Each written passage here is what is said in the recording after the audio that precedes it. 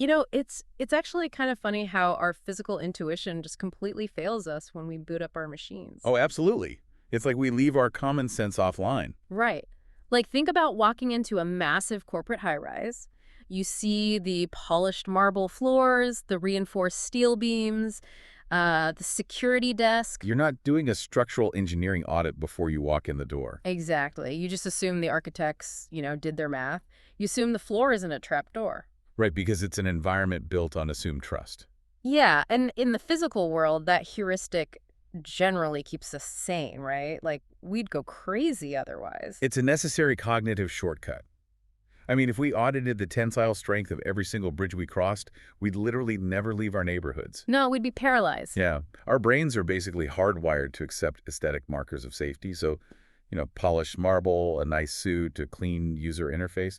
We see that and we just register it as proof of structural integrity. But, and this is the terrifying part, that cognitive shortcut is exactly what's weaponized against us online. Oh, 100%. It's the core vulnerability. Like, we log onto the modern internet, we see a clean, minimalist web app with, I don't know, a nice sans serif font, and our brain reads that as polished marble. We assume trust. We assume trust. Mm-hmm.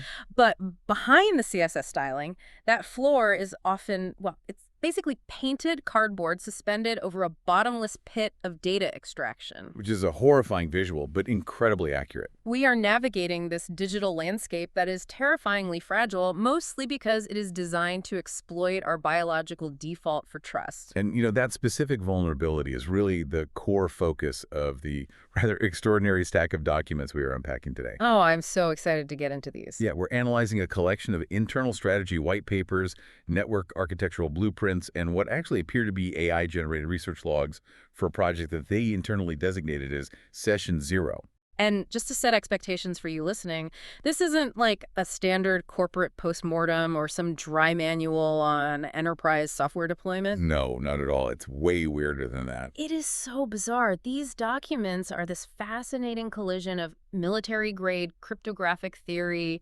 tabletop role-playing mechanics, and like this chaotic 90s-era maker culture philosophy. The very unique aesthetic. Right. And the overarching mission of this Session 0 deep dive is to take a concept that has been thoroughly ruined by IT marketing departments, which is zero trust, and completely reclaim it. Yeah, they really want to distance themselves from the corporate buzzword version of it. Exactly. They aren't pitching zero trust as a network security product you buy from a vendor. They are defining it as an epistemic operating system. Which is such a powerful phrase. It really is. It's a fundamental recalibration of how you process reality in an environment that is basically optimized to seamlessly lie to you. And that phrasing, an epistemic operating system, is crucial to understanding their goals. The authors of these documents are adamant that protecting your digital infrastructure is, well, it's secondary. Wait, secondary? Yeah. The primary goal is protecting your cognitive agency, what they refer to as the human OS. The human OS. I love that. Because the internet we currently inhabit is built on this systemic power imbalance. They call this environment the Beige World. Ah, right, the Beige World. Let's break down the mechanics of this, because I find their diagnosis of the current internet incredibly sharp. It's very bleak, but very accurate. They argue the Beige World operates on two pillars, right? The extraction paradox and the efficiency trap. Yes, those are the twin engines of the Beige World. Now, reading through the logs, my interpretation of the extraction paradox isn't just about companies collecting data. It goes deeper than that. Right, it's the architectural reality that to even participate in modern digital society, you are structurally required to surrender your localized context to a centralized platform. You don't get to hold your own state. Exactly, you don't hold your own state. You've hit on the exact mechanism there. Under assumed trust, the application state doesn't live on your machine at all. It lives on their servers. It's a massive server farm somewhere. Right. So when you authenticate via single sign-on, or you just blindly accept a monolithic terms of service, you aren't just sharing data. You're giving away the keys. You are granting a centralized authority the administrative rights to dictate your digital reality. You are trusting that a massive tech monopoly will parse your inputs fairly and securely. Which, let's be honest, is an absurd assumption given their fiduciary duty to monetize you. Exactly. It's a fundamental conflict of interest. And then the efficiency trap is the economic enforcement of that paradox, right? The trap is how they keep you locked in. It's the sauce. The software as a service rent trap that we've all just sort of normalized. You pay these exorbitant monthly per-seat fees for a cloud tool. And you own nothing. Nothing. You don't own the binary, you don't own the infrastructure. And if they push an update that deprecates your entire workflow, or if they decide your API telemetry is valuable enough to scrape for training their own language models. You have absolutely zero recourse. You're just a tenant in their ecosystem. Just a tenant paying rent. Yeah. So zero trust, as outlined in Session 0, is the categorical refusal to be a tenant. It is a complete rejection of that model. It is replacing the flimsy, completely unenforceable promise of a privacy policy with mathematical proof. Yes, because math doesn't need a privacy policy. Right. You don't ask an external platform to promise they won't scrape your database. You architect a system where the cryptographic constraints make it physically impossible for them to do so. The foundational mantra is absolute, and you'll see this repeated everywhere in the docs. Never trust, always verify. To illustrate why the shift is so urgent, the documents use a scenario they call the stroller problem. Oh, this is a great example. So relatable. I think anyone who has ever browsed the web has felt the chilling effect of this.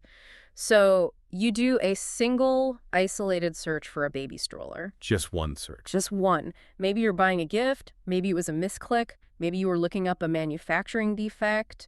The context doesn't matter to the machine. Not at all. It just sees the keyword. But because of the extraction paradox, that single query is ingested by a network of shadow profiling data brokers. And because those brokers operate on assumed trust, they take that single vector and they fundamentally alter your global digital state. They just rewrite who you are. Yeah, they assume you are pregnant. Exactly. And the cascading effects are where it gets dystopian.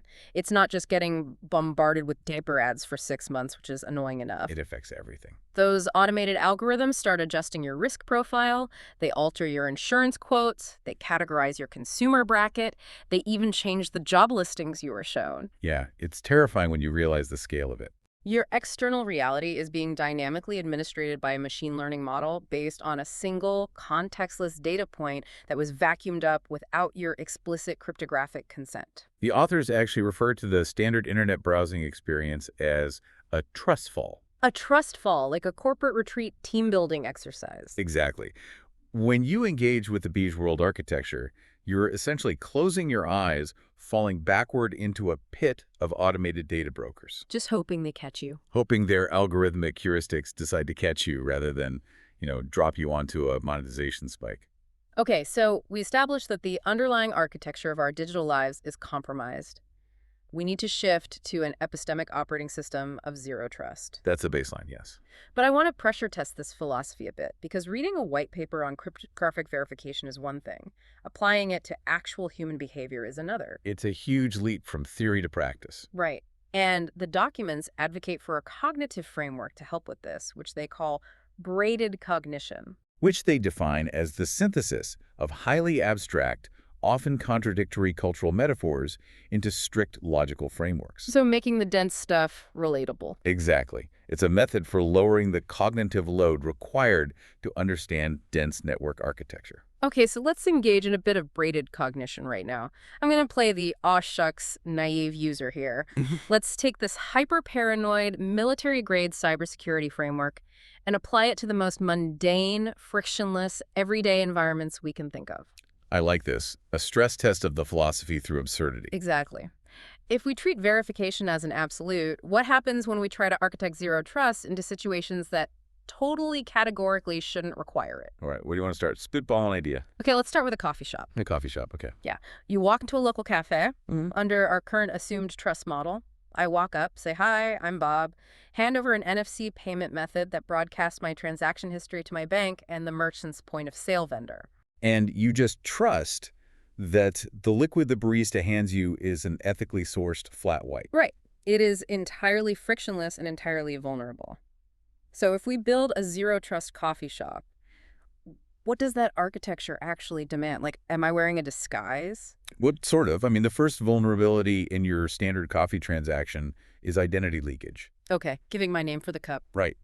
In a zero-trust framework, your persistent identity, Bob, is isolated from the transaction layer. You wouldn't provide a persistent identifier. So no Bob. No, you would generate a zero-knowledge proof or a single-use token on your local device.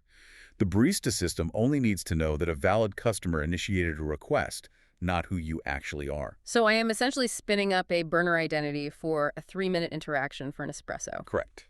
You're a new, verified entity just for that transaction. Second, the payment.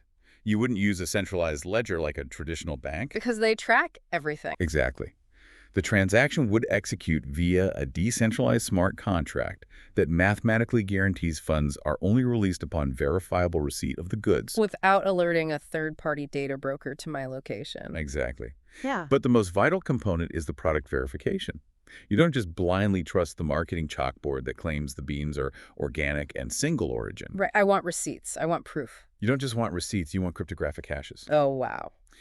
A zero-trust supply chain means every step of that coffee bean's journey, from the soil moisture sensors in Ethiopia to the shipping container temperature logs to the exact roast profile, is appended to an immutable ledger. So before I even take a sip. Before you accept the cup, your device queries the ledger, verifies the hash chain, and confirms the liquid in the cup perfectly matches the promised parameters. That is intense. You would likely also demand a localized air gap sensor reading of the milk temperature before the smart contract actually finalizes the payment. I love how absolutely exhausting that sounds, but mechanically, Yes. it is flawless logic. It is entirely secure. Let's push it further. Let's do a total oxymoron. What is a zero-trust ice cream shop? Oh, an ice cream shop. That introduces biological vulnerabilities, Wait, biological vulnerabilities? specifically cross-contamination and ingredient authenticity. If you have a severe allergy, the assumed trust model is incredibly dangerous. Oh, that's true. You walk in, look at open tubs of ice cream sitting behind a glass sneeze guard, and you just assume the teenager behind the counter didn't accidentally use the peanut butter scoop in the vanilla tub. Right. I'm just trusting the air quality, the previous customer, and like minimum wage operational security. I'm just hoping for the best. In a zero-trust ice cream shop, the environment is treated as actively hostile. Actively hostile to ice cream. There are no open tubs. That violates namespace isolation. Oh my God. Every single scoop of ice cream would be individually encapsulated in a sterile, biodegradable physical token at the manufacturing level. Like a sealed pod. Exactly. The transaction requires your local device to query the specific ingredient manifest of that exact capsule. The dispensing machine would be completely air-gapped from the storage greaser, operating via an automated mechanical relay. So robot arm gets it. Basically. Yeah. And it only releases the capsule once your personal zero-knowledge proof verifies that the capsule's payload does not conflict with your localized allergy parameters. So I am literally executing a forensic audit on a scoop of mint chocolate chip before the system grants me permission to eat it. You verify before you consume. Always. It's brilliant. Okay, let's do a higher stakes environment. What about a zero-trust car dealership? A car dealership is the ultimate asymmetric information trap. Because they know everything and I know nothing. Exactly. The dealer holds the telemetry, you hold a financing application. Currently, you rely on a printed vehicle history report, which is easily manipulated. Ah, yes, the classic driven to church on Sundays by a careful driver pitch. Under zero trust, the concept of a salesperson is completely obsolete. Good riddance. The dealership operates purely as a decentralized capability registry. You wouldn't even speak to a human. You would bring your own fiscal diagnostic node, an air-gapped piece of hardware that you exclusively control. Like a little black box I plug in. Right. And you interface it directly with the vehicle's bare metal logic board. The vehicle is treated as an untrusted node until it can provide an unforgeable cryptographic log of every mile driven, every temperature fluctuation in the transmission, and the actuation cycle of the brake pads dating back to the assembly line. Wait, every single brake pad squeeze. Everything. If the vehicle's internal state doesn't mathematically compile against the immutable ledger, the doors remain locked. The car is guilty until its data proves it innocent. That is so wild. Okay, I have one more. Let's get really absurd. A zero-trust pet store. A pet store. Yeah. How do you apply localized parameter verification to, like, a golden retriever puppy? It's so cute. How can it be zero trust? Well, the asset is biological, but the vulnerabilities are genetic history and medical telemetry. Okay, sure. Right now, you trust a breeder certificate, which is a massive single point of failure. A zero-trust pet store would require a complete, user-audited genetic sequence of the animal before interaction. Before I even pet the puppy. Yes. You download the animal's decentralized medical identifier. You verify the cryptographic signatures on its vaccination records against the batch hashes from the pharmaceutical manufacturer. I am hashing the puppy's vaccine. You have to. And you mathematically prove its lineage is free of specific hereditary defects. Only when your private database achieves consensus with the animal's biological parameters is the physical air gap removed. Meaning they finally unlock the cage so I can play with the dog? Exactly. Verification first, interaction second. Okay, I have to admit, translating these heavy network concepts into a pet store or an ice cream shop is incredibly clarifying. It really highlights how much we rely on faith. We are surrounded by assumed trust. The source material highlights this cognitive dissonance beautifully. They talk about a guy walking into a haunted house. Oh, the haunted house metaphor, yes. The human brain is so aesthetically driven that if a literal murder house has a nice coat of paint on the front door and a welcoming doormat, our heuristics tell us it's safe to enter. It perfectly encapsulates the danger of the beige world. We judge digital safety by the UI design. It looks nice, so it must be safe. But a zero-trust architecture for a haunted house demands that you assume every floorboard is compromised, every wall is wired to a trap, and the entire structure is actively hostile. Right, until you prove otherwise. Exactly, until you process the architectural blueprints and physically verify the structural load-bearing capacity. Yeah. You do not cross the threshold based on aesthetics. And they bring this exact paranoia right into our kitchens. Yeah. There's a line in the text discussing Internet of Things devices, and it's perfect. It says, "My microwave has fewer buzzwords than your startup." I love that line. It sparks this deep debate in the logs about beige poison. Beige poison refers to the integration of unverified telemetry nodes into domestic environments under the guise of convenience. So the modern smart fridge or the Wi-Fi-enabled microwave. Exactly. Right. My fridge has a screen. It checks my inventory. It connects to my network. Under assumed trust, I think, great, the fridge knows we need milk. But applying our braided cognition brainstorm to this, What is the fridge actually doing? my fridge is actually a centralized corporate telemetry node sitting in my kitchen. It is logging my dietary habits, maybe monitoring ambient audio, and transmitting that context to third-party data brokers. It is an active threat vector wrapped in a frictionless beige appliance. But here's where we need to make a critical distinction, and the sources emphasize this heavily.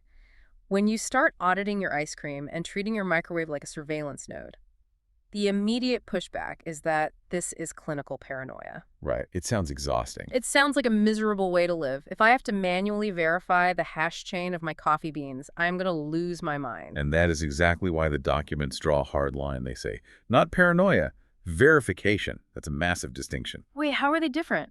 Paranoia is an emotional state.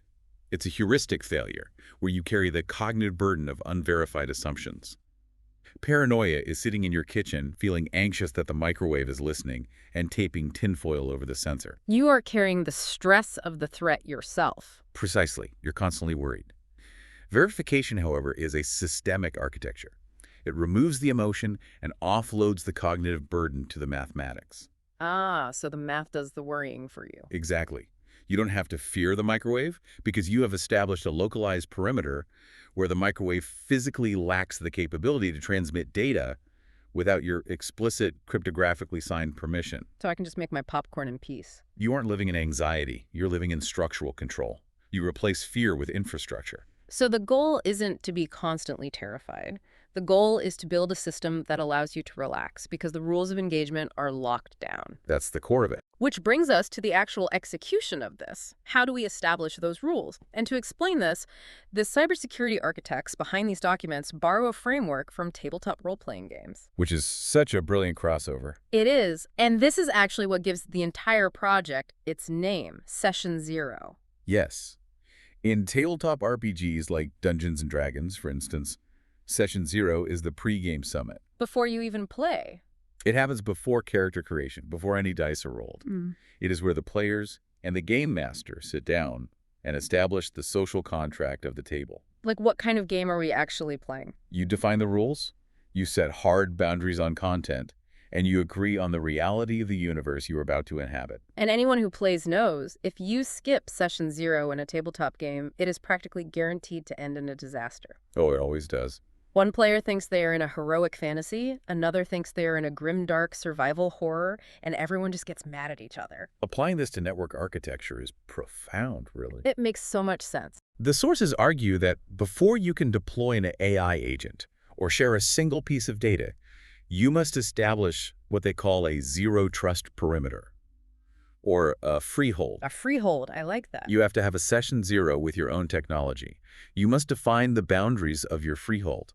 If you don't mathematically define the rules up front, the system just defaults to the chaos of the Beige World. The default is chaos. The AI hallucinates, the data brokers extract your telemetry, and the platforms dictate your reality. There's a specific note in the Council of Intelligence document, which is written by a persona named Charlie Bradbury, by the way. Yes, Charlie is a great persona. And Charlie explains it brilliantly. They say session 0 is where you make sure the chaotic neutral rogue doesn't immediately rob the paladin. It's an impeccable translation of namespace isolation into gaming terms. Okay, so let's map that out for the listener. The chaotic neutral rogue is an untethered AI agent. It's an LLM or an automated script running on your network, looking to optimize, scrape, and extract value based on its own opaque internal logic. It just does what it wants. Right. And the paladin is your core database. It's your private identity, your financial records, bound by strict access controls. If you operate on assumed trust, you just drop both of them into the same server environment and hope the rogue behaves. Which it won't. Of course not. The rogue immediately accesses the paladin's data because there are no systemic constraints preventing it. So zero trust architecture acts as the game master here. Exactly. It's the game master stepping in and stating, we agreed in session 0 that player versus player theft is structurally disabled.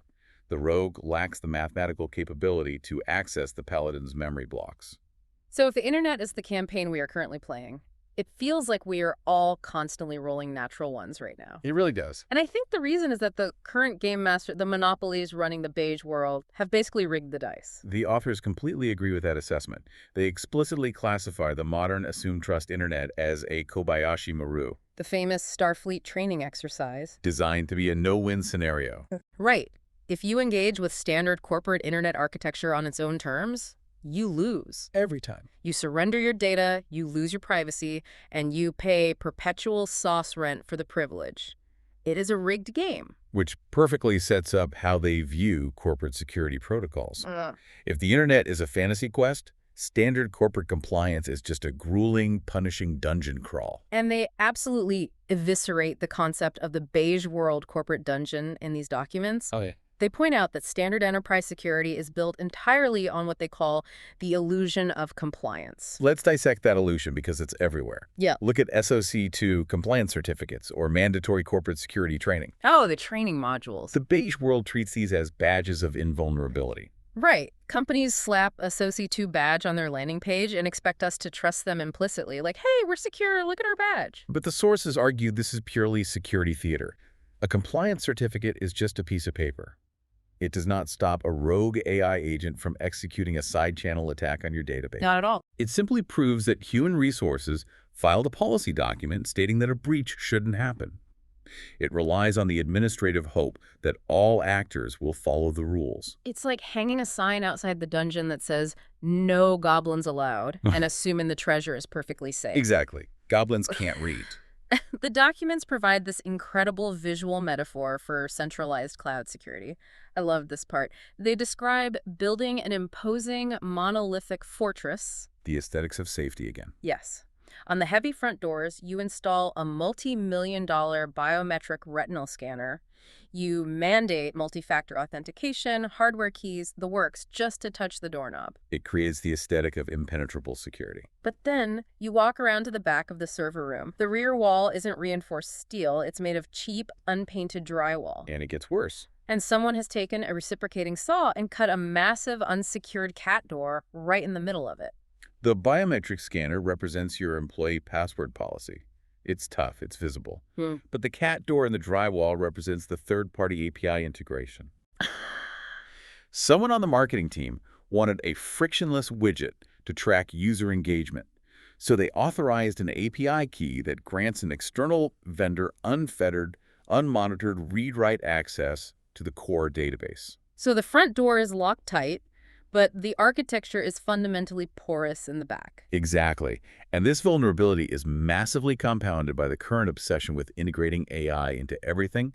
They call it the AI bulldozer. The AI bulldozer, that's a strong image. The efficiency trap pushes companies to deploy AI coding assistants or automated agents directly into their back-end infrastructure to increase output velocity. To code faster, ship faster. But giving an LLM assumed trust access to your core infrastructure is exactly like handing the keys to a bulldozer to an energetic teenager. Oh, okay, that sounds like a terrible idea. They might dig a really fast foundation for a new building, but because they lack the localized context, because they don't fundamentally understand the load-bearing architecture of the environment, they are equally likely to just accidentally level the garage. And when the AI levels the garage, the corporate IT response isn't to fix the drywall cat door.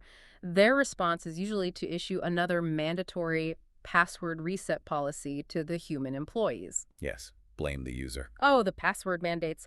Reading their analysis of this felt so vindicating. I want to frame corporate password policies using our RPG metaphor. Please do. In gaming, the most universally hated mechanic is the infinitely repeating fetch quest handed out by a lazy NPC. Oh, absolutely. You talk to a character, they tell you to collect 10 glowing mushrooms. You spend 2 hours doing it, you give them back, and the NPC says, great, now go collect 15 slightly bluer mushrooms. It doesn't advance the narrative at all. No, it doesn't give you meaningful loot. It exists purely to waste your stamina. It is the illusion of progression through busy work. And that is exactly how the documents describe corporate password rotation policies. They say, your bank demands a password with 14 characters, 3 symbols, a haiku, and the blood type of your first hamster. It doesn't actually increase cryptographic security. No. In fact, it actively degrades security. By forcing humans to constantly rotate complex strings they cannot remember, you force them to bypass the security entirely. Like writing the passwords on sticky notes attached to their monitors? Or reusing variations of the exact same password across multiple platforms. It drains your cognitive stamina. It's an exhausting dungeon mechanic that leaves you so fatigued that when a genuine phishing attack or threat vector appears, you are too cognitively depleted to even notice. You're just too tired to care.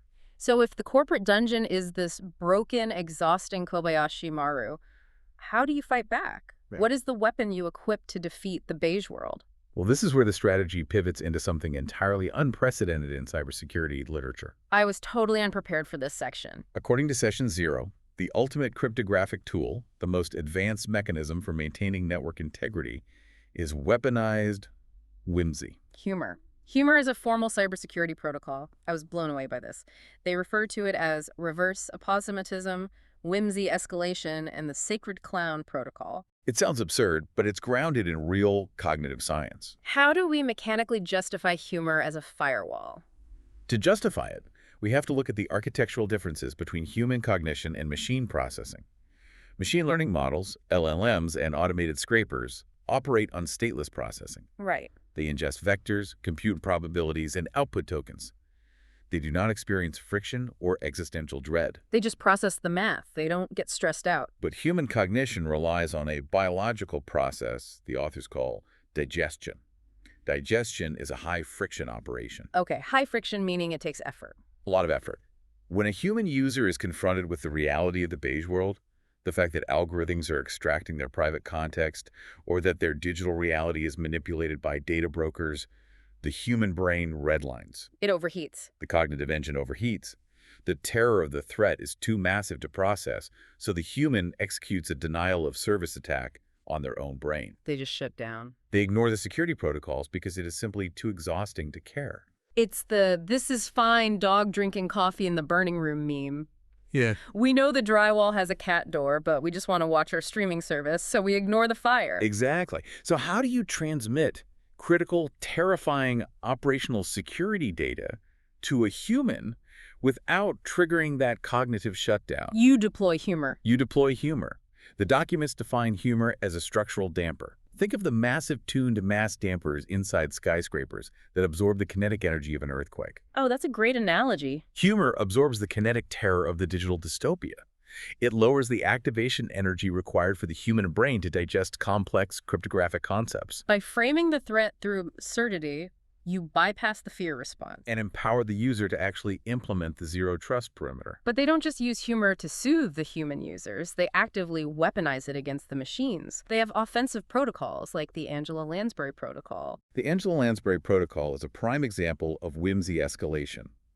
If a malicious AI agent or an automated scraper attempts to brute force the system or inject a violent prompt, the system does not respond with a standard HTTP 403 forbidden error. No, that would be too beige. It retaliates with aggressive, semantically confusing whimsy. It intercepts the violent prompt and contextually re-encodes it into a cupcake and a tutu. It floods the corporate scrapers with what the logs call voxelot frosting and glittering kittens. It's literally cyber warfare via Lisa Frank. It's remarkably effective. But let me pause here because I need to understand the computer science behind this. It sounds incredibly funny to throw a cupcake at a hacker, but mechanically, how does a joke actually stop a cyber attack? The mechanism is called the feral CAPTCHA, and it is rooted deeply in how large language models handle attention and context weights. Okay, break that down for me. An LLM generates text by mapping concepts into a high-dimensional vector space. It predicts the next token based on statistical probability. Right, it looks for the most logical next word based on its training data. But irony, absurdity, and humor rely on semantic paradoxes. They intentionally combine vectors that are statistically distant. Like things that don't belong together. A machine cannot feel irony. It can only attempt to mathematically resolve the contradictory context weights. So, when a stateless AI encounters a feral CAPTCHA, Let's say a security challenge requiring the parsing of a highly contextual Michael Cera face-planting meme. yes, exactly, the model's attention heads begin to loop. It tries to calculate the semantic weight of the irony to determine how to proceed. It gets stuck trying to do the math on a joke. Precisely. And while the model is burning compute cycles trying to resolve the paradox, the Papillon sandbox is monitoring the GPU telemetry. It's watching the machine sweat. The system measures the latency spike. It knows that a human processes the visual irony instantly, but the LLM requires an abnormal amount of processing time to parse the contradictory vectors. So it spots the hesitation. When that microsecond latency spike crosses the standard deviation threshold, the system definitively identifies the actor as an artificial node. It immediately air-gaps the connection and drops the process. That is staggering. The lack of a sense of humor literally triggers the firewall. The machine's inability to grasp absurdity is its ultimate vulnerability. Humor functions as a cryptographic IFF transponder identify friend or foe. Oh, that's brilliant. It filters out the rigid corporate beige suits and automated bots who reject or fail to parse the whimsy, and it signals cryptographic safety to the human users, the feral nodes, who inherently understand the joke. Okay, so we are armed with the philosophy of zero trust. We've established the session zero boundaries of our freehold. We are wielding the weapon of structural humor. A foundation is set. Now let's look at the actual loot we get from this dungeon run. Let's look at the tools designed to enforce this digital sovereignty on bare metal. The documents refer to this as the physical execution layer. This is the bare software ecosystem.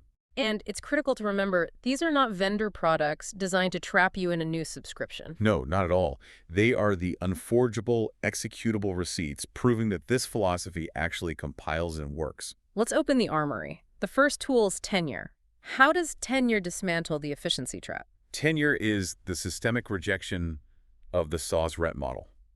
It is a managed service that deploys open source, self-hosted tools directly onto a private server where you hold the root credentials. Meaning you own the keys to the castle. You own the binary, you own the database, and you control the API telemetry. So you aren't renting space in the corporate castle. You are building your own isolated keep. Yes, and the primary function of tenure is to prevent a catastrophic event called a Chronos errata. A Chronos errata. It sounds like a temporal paradox in a sci-fi novel. In network terms, it is a temporal attack on your data integrity.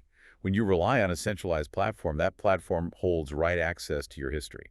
They can retroactively alter your logs, shadow ban your content, or deprecate a feature, fundamentally rewriting your digital past without your consent. That is a Chronos errata. Did it change what happened? Tenure utilizes append-only immutable ledgers. Because you hold the root keys and host the data, no external entity can rewrite your history. The timeline is cryptographically locked to your local state. Incredible. Okay, tool number 2, Chrysalis. Chrysalis is a federated capability registry. It is the infrastructure for a decentralized network of AI agents. The sources refer to it as a decentralized coven. The whimsy escalation continues. In the Beige World, if you want an app or an agent, you pay a 30% toll to the centralized app stores of Apple or Google, who dictate exactly what capabilities are allowed. Right, they act as the gatekeepers. Chrysalis bypasses that entirely. It allows developers to publish and discover agent capabilities peer-to-peer using zero-knowledge proofs. However, maintaining the integrity of this coven requires a physical, hardened boundary, They call this hardware implementation the robust chrysalis. which perfectly transitions to the core engine of this entire operation. The third piece of loot, Papillon, internally designated as Project Monarch. Papillon is the execution sandbox. It is the cryptographic binding circle that you draw around an AI agent before allowing it to operate inside your freehold. You summon the AI, but you bind it to the circle so it can't burn down your house. That is exactly the architecture. You do not grant an AI assumed trust access. The binding circle is governed by a strict rule set called the mandate. And to enforce the mandate, Papillon uses a fascinating mechanism called ghost blocks. Ghost blocks, yes. How do ghost blocks allow Papillon to, scry the future of an AI's actions? Ghost blocks utilize deterministic state simulation. Before the AI agent is permitted to execute a command on your live database, Papillon forks the current operating state into an isolated, ephemeral memory block, the ghost block. It creates a fake reality for the AI. It allows the AI to execute its intended action entirely within this vacuum. Papillon then analyzes the output state of the ghost block. It sees exactly what files the AI attempted to read, what network calls it attempted to make, and what data it tried to modify. So if I ask an AI to organize my calendar, Papillon runs a simulation, looks at the ghost block, and realizes, oh, this AI actually tried to execute a read command on your password manager. Exactly. And because that read command violates the predefined parameters of the mandate, Papillon immediately deletes the ghost block. The malicious action never touches your true state. The future is averted. Mm. Furthermore, when an action is approved, Papillon binds it with a degrading TTL time to live. What does that mean in practice? The agent's access is mathematically designed to evaporate after a set window. It cannot establish a persistent backdoor, it does the job, and then the access dies. I have to talk about the physical aesthetic of these tools because the logs detail how the robust chrysalis hardware is actually built, and it is glorious. It is very distinct. It's this gritty, DIY, reverse approximatism, maker culture vibe. They are running these hyper-advanced, zero-trust AI sandboxes inside 3D printed Super Nintendo console shells. The physical execution is a vital part of the philosophy. They use a hollowed-out Chrono Trigger SNES cartridge, and they've spliced a YubiKey hardware security token onto the logic pins. It functions as a literal physical kill switch. If the AI agent inside Papillon starts exceeding its mandate, you don't scramble to type a command line interrupt. You reach over, grab the cartridge, and yank it out of the console like a frustrated kid in the 90s whose game just glitched. And mechanically, yanking that cartridge physically severs the logic gates. It enforces the ultimate air gap. The AI is instantly disconnected from the localized network. It is a highly tactile execution of a digital boundary. It's basically blowing into the cartridge to fix the internet. And the hardware gets even more eccentric.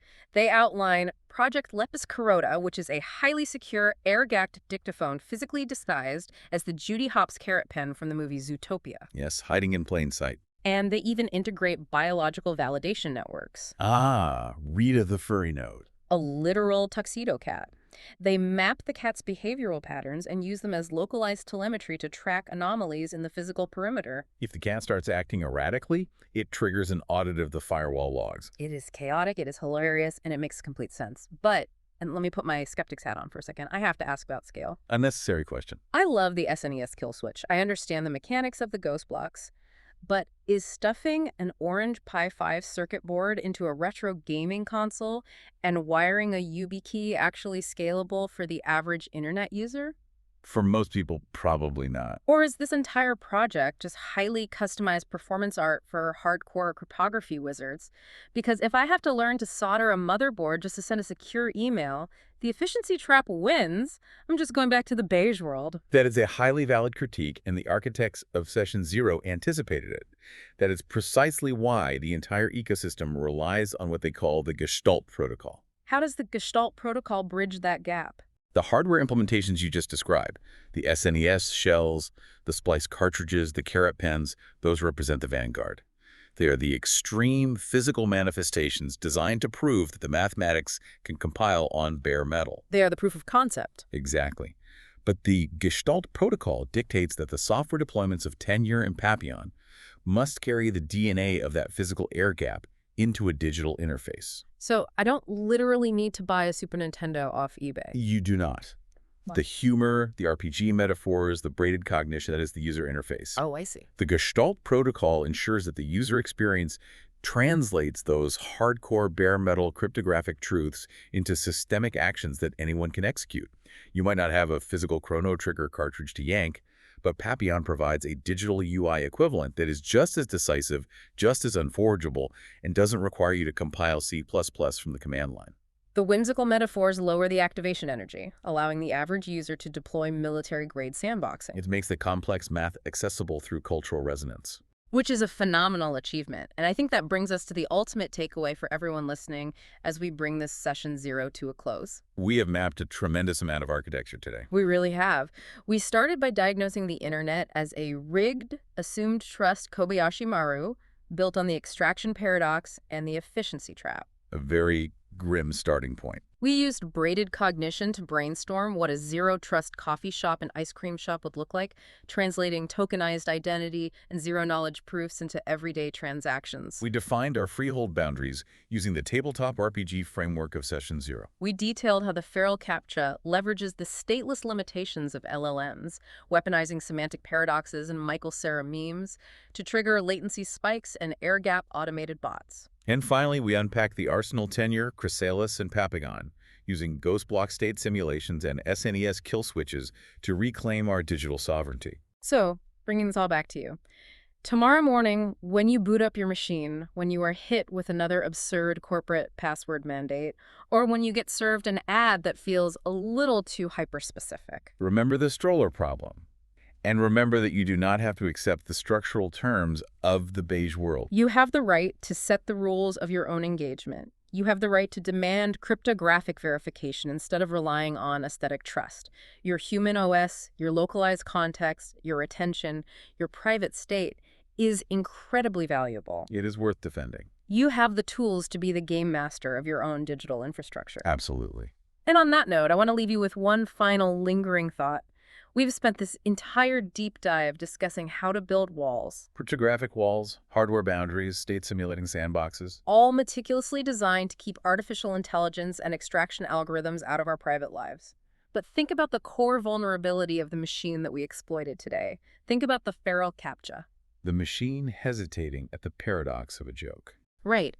If whimsy, absurdity, inside jokes, and deeply felt human irony are the only semantic vectors that an LLM fundamentally cannot parse without spiking its compute latency, is it possible that our messy, sarcastic, highly irrational, deeply weird humanity is actually our ultimate, unbreakable encryption key? It suggests that our humanity isn't a vulnerability, it's the ultimate cryptographic defense. So the next time you navigate the polished marble floors of the internet, look past the aesthetics, look for the drywall cat door, and maybe, just maybe, wear a tutu to the server room. Keep the machines guessing. Until next time.